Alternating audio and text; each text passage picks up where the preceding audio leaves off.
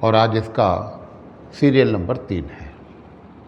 ہم اس کے بعد یہ بات بھی کریں گے انشاءاللہ زندگی رہی تو کہ وہ خرافات ہیں کیا، اور وہ شرک اور بدعات موٹے موٹے، ویسے تو بہت لمبی لسٹ ہے، اس پر بھی ہم بات کریں گے انشاءاللہ۔ تو ہم اپنی بات کو آگے بڑھاتے ہیں۔ ہمارے یہاں جو لوگ مسلمان ہوئے بھارت میں، تو ان کی ایک بڑی وجہ جو ہے وہ صوفیہ کرام ہے۔ صوفیہ کرام کے اخلاق اور ان کی کرامات، دو چیزوں کو دیکھ کر کے ایک بڑی تعداد کیا ہو گئی، کنورٹ ہوئی۔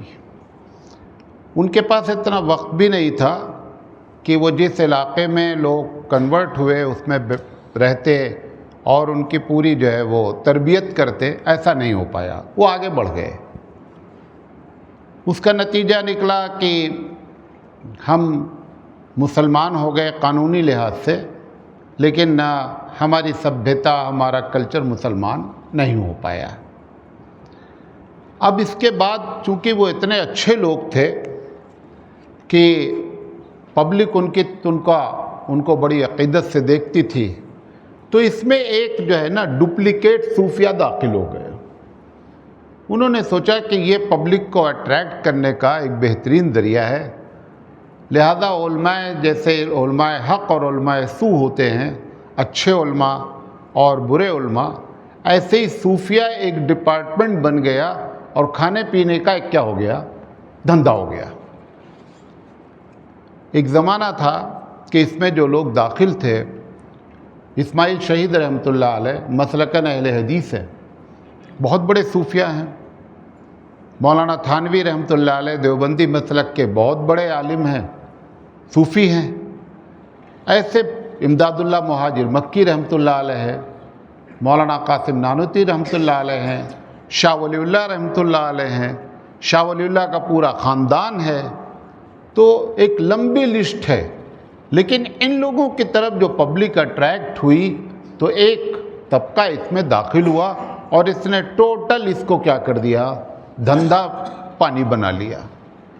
اب دھندا پانی جب بنایا تو بہت سی شکلیں اس میں ہوئیں۔ اس میں سب سے زیادہ جو خطرناک شکل ہوئی شرک کی، وہ درگاہ کا کانسیپٹ آیا۔ دیکھیں، صحیح بات یہ ہے کہ ہمارے نبی کریم صلی اللہ علیہ وسلم نے درگاہ کا کوئی کانسیپٹ نہیں دیا، بلکہ اس کے خلاف باتیں کہی۔ مثلا آپ نے کہا کہ لوگوں قبریں پکی نہ بنانا۔ امام اعظم علیہ الرحمہ تو اتنے زیادہ اس مسئلے میں سخت ہیں پکی قبر کے بارے میں کہ اگر بغلی قبر بنتی ہے، ایک ہوتی ہے قبر، ایک ہوتی ہے لحد۔ لحد میں کیا ہوتا ہے، جیسے آپ ہبلی میں کیا ہوتی ہے، لحد بنائی جاتی ہے۔ یو پی میں جہاں پر بلور زمین ہوتی ہے، وہاں پر اگر لحد بنائیں گے تو قبر بیٹھ جائے گی، لہذا وہاں پہ سیدھی سیدھی قبر بنتی ہے۔ تو لحد میں کبھی پتھر لگایا جاتا ہے، کبھی لکڑی لگا دیتے ہیں اپنے اپنے علاقے کے لحاظ سے۔ کچھ علاقے میں بچوں کی قبروں میں یا اس میں اینٹ لگاتے ہیں، اور وہ اینٹ جو ہے نا وہ بھٹے میں پکی ہوئی ہوتی آگ سے۔ امام اعظم علیہ الرحمہ کہتے ہیں کہ آگ کا پکی کا جو معاملہ ہے اس میں اینٹ بھی نہیں لگانی چاہیے۔ کہاں؟ وہ جو نظر نہیں آتی ہے۔ لہذا اللہ کے رسول صلی اللہ علیہ وسلم نے دوسری ہدایت فرمائی کہ لوگوں، ایک تو بتایا کہ قبر پکی نہ بنانا اور قبر پہ گنبد نہ بنانا۔ ابھی آپ کے ذہن میں جو نبی کا گنبد آ رہا ہے وہ بتا دیں گے اس کے بارے میں ایک جملہ۔ پھر دوسری بات آپ نے فرمائی کہ قبر کو زندہ نہیں کرنا۔ قبر کو زندہ کرنے کا مطلب یہ ہوتا ہے کہ آپ شب بارات میں اس کے اوپر جا کر کے چونا مارتے ہیں، اگر قبر بیٹھ گئی ہے تو مٹی ڈالتے ہیں، پتھر لگا دیتے ہیں تاکہ ہمیشہ کے لیے زندہ رہے۔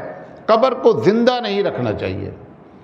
قبرستان تو ایسا ہونا چاہیے کہ کا عالم ہو، کہ آدمی اگر وہاں پہنچ جائے نا تو ایک مرتبہ اس کے رونگٹے کانپ اٹھے کہ صاحب اسی میں مجھے بھی آنا ہے۔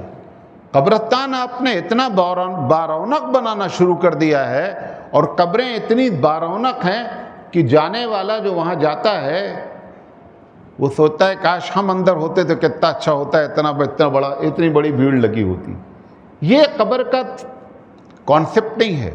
حضرت عثمان غنی رضی اللہ تعالیٰ عنہ فرماتے ہیں ان کے بارے میں ہے کہ بہت بوسیدہ قبر پہ کھڑے ہو کر کے اور آخرت کا تصور کرتے، اور اتنا روتے کہ بعض روایت پہ آتا ہے کہ رونے کی وجہ سے ان کے گالوں پر آنسوؤں کے نشان بن گئے تھے، اتنا روتے تھے۔ تو یہ قبروں کو دیکھ کر کے رونا تھوڑے آئے گا، اس میں تو یہ ہے کہ میں اچھا ہوتا، میں اندر رہتا تو بڑا ہی۔ لہذا جو یہ قبر کا کانسیپٹ آیا، درگاہ کا کانسیپٹ آیا، اس کانسیپٹ نے شرک کے وہ دروازے کھولے جس کا اسلام نے کبھی تصور بھی نہیں کیا تھا۔ نبی کریم صلی اللہ علیہ وسلم نے یہ چیزیں نصرانیوں میں یعنی کرسچنوں میں دیکھی تھی کہ ان کے یہاں بھی قبروں کو کیا بنا دیا گیا تھا، درگاہ کی شکل دی گئی تھی۔ نبی کریم صلی اللہ علیہ وسلم کے آخری دنوں کی بات ہے، میرا اندازہ 1 ہفتہ پہلے کی بات ہے کہ آپ نے فرمایا کہ لعن اللہ الیہود والنصارى اتخذ قبور انبیائہم مساجدا، کہ اللہ تعالیٰ کی لعنت ہو یہودیوں اور نصرانیوں پر جنہوں نے اپنے نبیوں کی قبروں کو سجدہ گاہ بنایا۔ پھر آپ نے اپنی قبر کے بارے میں فرمایا کہ لوگوں لا تجعلوا قبری عیدا، میری قبر پر میلہ نہیں لگانا، میری قبر پر میلہ۔ ایک روایت میں یہاں تک آپ نے فرمایا کہ لوگوں میری قبر کو بت خانہ نہیں بنانا، وثنن کا لفظ آیا کہ میری قبر کو بت خانہ نہیں بنانا، کیونکہ جو حالات دیکھ رہے ہیں اللہ کے رسول، اگر سعودی حکومت ذرا سے پولیس وہاں ہٹا دے تو ساری جالی آپ توڑ لائیں گے، جالی کا ایک ٹکڑا بچے گا نہیں وہاں، اور اگر کھل جائے تو ایک ذرہ برابر کی مٹی آپ نہیں چھوڑیں گے۔ ابھی خاک شفا کے نام پر بہت سے لوگ، خاک شفا کیا چیز ہے؟ کوئی چیز ہی نہیں ہے، اور سب جھوٹ بولتے ہیں جو آپ کو خاک شفا دیتے ہیں، کوئی خاک شفا نہیں ہوتی ہے۔ ہمارے یہاں مٹی کو جان بوجھ کر کھانا مکروہ ہے، اسی لیے جلی ہوئی روٹی جب جل جاتی تو راکھ بن جاتی نا، وہ جیسے کبھی کبھی بیچ میں تھوڑا سا، یہ تقویٰ نہیں ہے کہ آپ وہ کھا لیں، بلکہ اس جلی ہوئی روٹی کو نہ کھانا، اس ٹکڑے کو نکال دینا تقویٰ ہے، کیونکہ وہ مٹی کی شکل اختیار کر گئی ہے۔ لہذا یہ درگاہ کا جو کانسیپٹ آیا، اس کانسیپٹ میں زبردست مسلمانوں میں کیا کیا، شرک کے دروازے کھولے، اور یہ جتنے بزرگ ہیں انہوں نے کبھی نہیں کہا کہ میری قبر بنانا، اور جس نے اپنی قبر بنوائی ہے وہ بزرگ نہیں ہے۔ مزے کی بات آپ کو بتا رہے ہیں، وہ چاہے آپ کا شہر ہو اور چاہے دوسرا۔ اور حیرت کی بات یہ ہے، کبھی بھی ہو سکتا آپ کو بھی ایسا کلک کرتا ہو کہ سارے بزرگ بھارت میں ہی مرے ہیں۔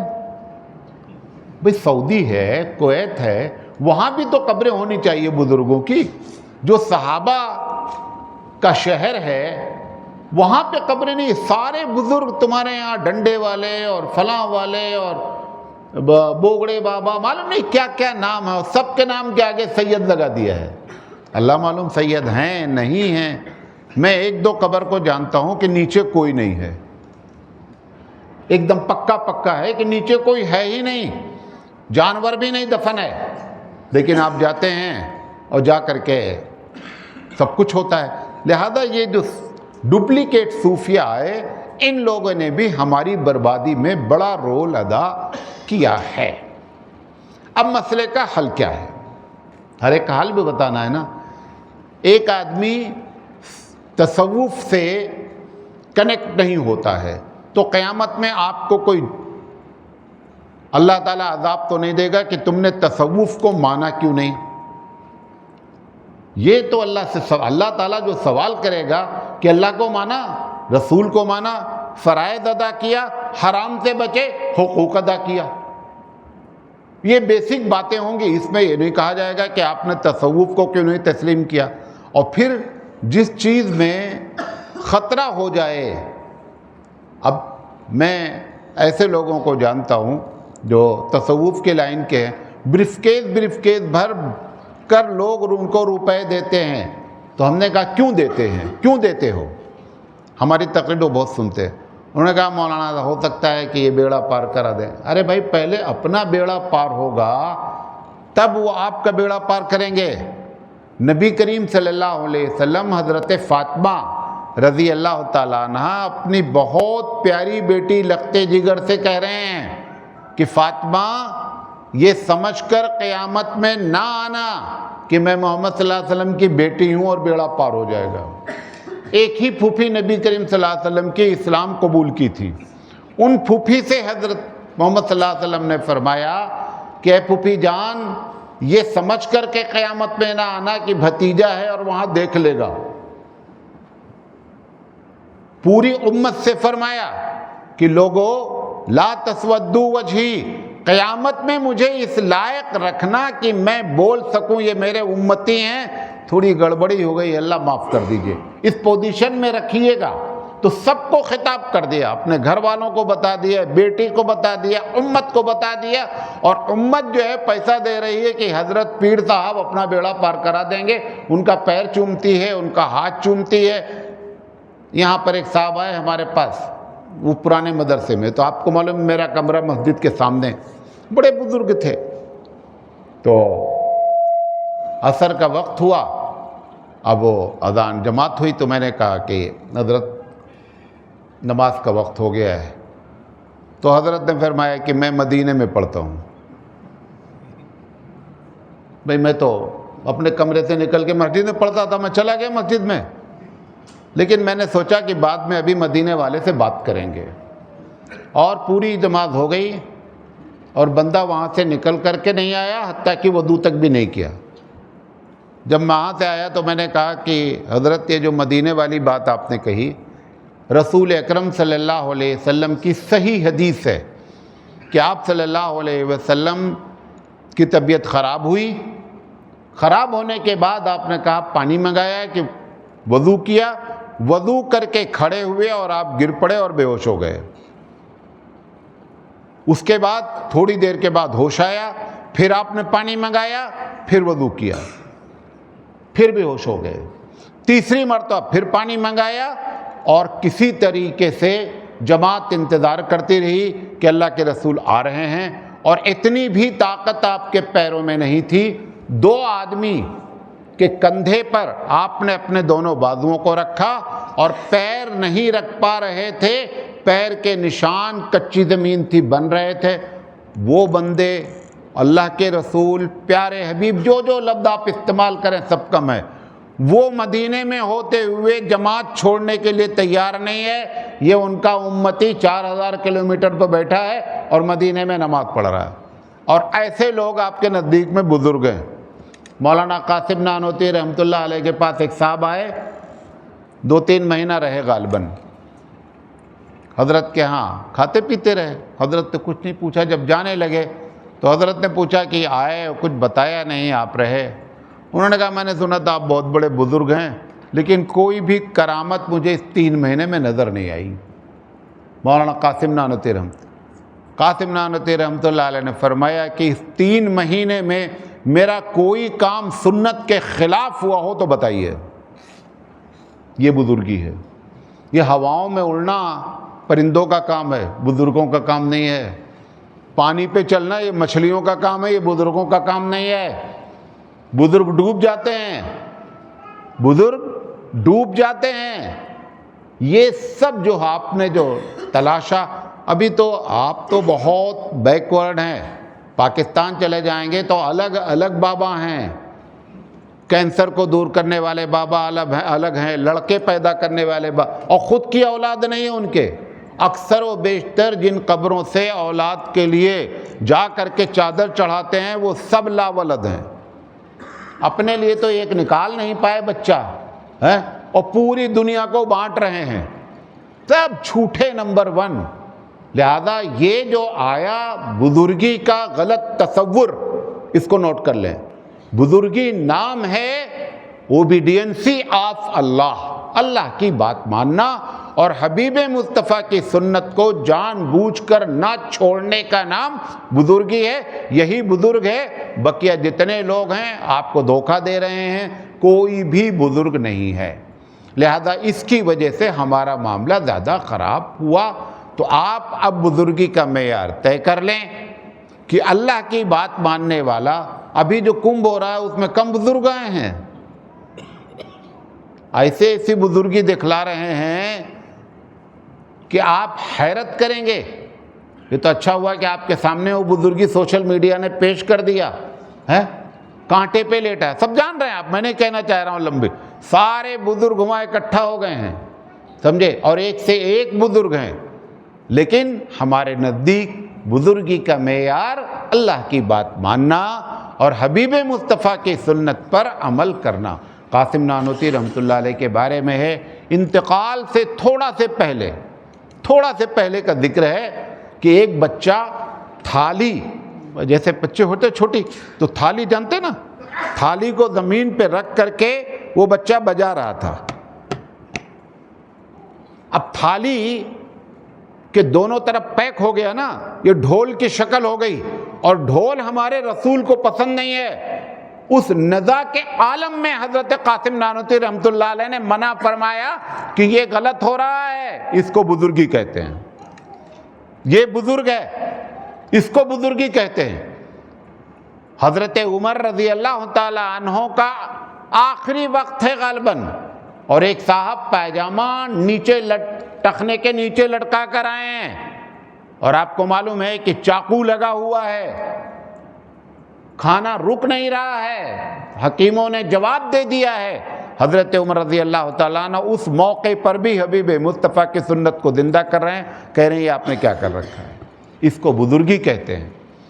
اچھا, ابو بکر صدیق رضی اللہ تعالیٰ عنہ صحابی رسول ہیں اور سب سے افضل ہیں. 5 کرامت ابو بکر کی بتا دیجیے آپ. بھئی اگر کرامت بزرگی کی دلیل ہے تو سب سے زیادہ کرامت کس کی ہونی چاہیے؟ ابو بکر صدیق رضی اللہ تعالیٰ عنہ کو ہونی چاہیے. ابو بکر کی 5 کرامت نہیں جانتے, عبد القادر جیلانی رحمۃ اللہ علیہ کی کرامت پر پوری کتاب لکھنی پڑ گئی لوگوں, اور 99% جھوٹ. ارے ملک الموت کو پکڑ لیا بھائی, ملک الموت کو مار دیا. ایسا نہ لگ گیا ملک الموت نہ ہو گئے, خدا نہ خواستہ ان کے چپراسی ہو گئے کہ جب چاہے ملک الموت کو مار دیں, جب چاہے ملک الموت کو پکڑ لیں, ان سے جھولا چھین لیں تو اس کو کھول دیں تو روح بھاگ جائے. ارے ایسی باتیں کرو کہ ہم جو ہمارا اسلام تھا, جس اسلام پر ہم کو ناز تھا کہ یہ اسلام نیچرل ریلیجن ہے, عقل میں آنے والا ریلیجن ہے, یہ بات ہم دوسروں کے سامنے پیش کریں تو شرمندہ نہیں ہو. اگر آپ اس وقت دوسروں کے سامنے پیش کریں گے کہ یہ تمہارے سب ڈھکوسلے بازیاں ہیں, یہ جتنی کرامت, وہ کہے گا تمہارے یہاں ڈھکوسلے بازیاں نہیں ہیں. یمراج سے تم نے تھیلا چھین لیا, یمراج کہتے ہیں ملک الموت کو, یمراج سے تھیلا چھین کر تمہارے بزرگ نے کھول نہیں دیا. اگر تمہارے بزرگ اتنا کر سکتے ہیں تو ہمارے والے اگر کر رہے ہیں تو اس میں کون سی بات ہے؟ لہذا دین کے حقانیت پر قائم رہنے سے بھارت میں جو سب سے بڑا نقصان ہوا ہے ان سب چیزوں کا, کہ اب ہم کو دیکھ کر کوئی مسلمان ہونے کے لیے تیار نہیں ہے. کوئی مسلمان, ایک آدمی بتا دے کہ ہم کو دیکھ کر کے 10 لوگ مسلمان ہو گئے کہ بھیا اسلام اسے کہتے ہیں تو بہت اچھا ہے. بلکہ آپ کو دعوت دی جاتی ہے کہ آپ گھر واپس آ جائیے, دی جاتی دعوت نہیں, اور گھر واپس آنے کی دلیل دیتے ہیں, اور دلیل اتنی معقول دیتے ہیں کہ ہم جیسے مقرر فیل ہیں ان کی دلیل کے آگے. وہ کہتے ہیں کہ تم ابھی جہاں سے آئے ہو واپس آ جاؤ, پہلے تم یہاں بھجن گاتے تھے, اب تم قبروں پہ قوالی گاتے ہو. نہرو جی نے اجمیر میں تقریر کرتے ہوئے کہا تھا کہ مسلمان اور غیر مسلم, ہندو کو تو لڑائی کا کوئی پرشن ہی نہیں ہے, سوال ہی نہیں اٹھتا ہے. بھائی تمہارا والا 2.5 فٹ نیچے ہے, ہمارا والا 2.5 فٹ اوپر ہے, تم بھی سجدہ کرتے ہو, تم بھی طواف کرتے ہو, تم بھی پھول چڑھاتے ہو, ہم بھی پھول چڑھاتے ہیں, ہم بھی اس کا طواف کرتے ہیں, ہم بھی سجدہ کرتے ہیں. تم اندر والے کا کرتے ہو, ہم باہر والے کا کرتے ہیں, تو تمہارا پلٹ آنا بہت آسان ہے, تم ابھی زیادہ دور نہیں گئے ہو, چلے آؤ ہماری طرف. یہ دعوت آپ کو دی جا رہی ہے اور جس کا کوئی آپ کے پاس جواب نہیں ہے.